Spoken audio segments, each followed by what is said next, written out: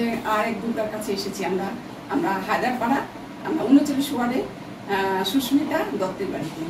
তার কনাস্তক থেকে দুটো লাইন ধার করে আমাকে বলতেই হচ্ছে, আমার দুর্গা মণিপুর জুড়ে নগ্ন মিছিলে হাঁটে, আমার দুর্গা কাস্তে হাতুড়ি আয়ুষ ধানের মাঠে, আমার দুর্গা ত্রিশূল ধরছে স্বর্গে এবং মর্তে, আমার দুর্গা বেঁচেছে বাঁচতে শিখেছে নিজেই নিজের শর্তে। আমার দুর্গা, আমার দশভূজা, আমার মা দুর্গাকে আজকে আমরা বরণ করতে পারছি দেবীর রূপে মানবী রূপে। ওই একাধারে সাংবাদিকতা, আর একদিকে সিঙ্গেল মারা। শুনি ওর আলাপচারিতায়, ওর জার্নি, ওর অনেক অজানা গল্প। নমস্কার। আমি আজকের সেবা সংস্থার একজন সাধারণ কর্মী। আজকে দর্শকতা হিসাবে তিনি নির্বাচিত হয়েছে। আমরা আমাদের সংস্থার পক্ষ থেকে তোমার কাছে এসেছি।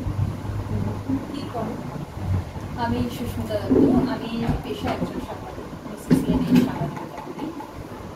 আর এই পেশায় বিগত 4 বছর ধরে আমি রয়েছি এবং এই পেশায় থাকাটা মানে পেশাটা এরকম যে এখানে কোনো নির্দিষ্ট সময় মানুষের সাথে আমাদেরকে সবসময় ফিল্ডে থাকতে হয়।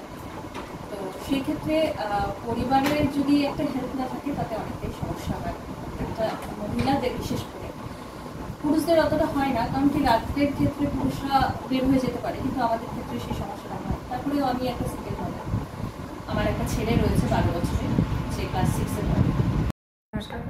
আচ্ছা, নমস্কার। আমি আপনাদের সেবা সংস্থার একজন সদস্য। তোমাকে একটা কোশ্চেন করছি যে তুমি যে এই যে সাংবাদিকতা বেছে নিয়েছো, তার পিছনে তোমার একটা অভিজ্ঞতা বা কোনো ফিল্ডে কাজ করতে গিয়ে তোমার কিছু অসুবিধা মনে হয়েছে বা কিছু সেটা যদি আমাদের সঙ্গে একটু শেয়ার করতে। ফিল্ডে কাজ করতে গিয়ে সমস্যা বা অভিজ্ঞতা সেরকম কিছুই নেই। হ্যাঁ, একটা সময় এই ফিল্ডে আসার আগে অনেক জিনিস হয়তো ভয় পেতাম, গাড়ি চালাতে পারতাম না, এখন স্কুটি চালিয়ে কাজ করি। রক্ত দেখলে ভয় লাগতো, যেটা এখন দেখতেই হয়, কিছু করার নেই। তো সেই সমস্ত অনেক কিছু অভ্যাস হয়ে গেছে।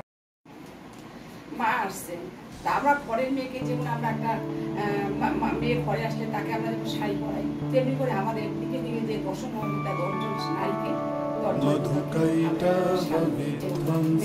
দিচ্ছি যে আমার সুস্মিতার জন্য দিকে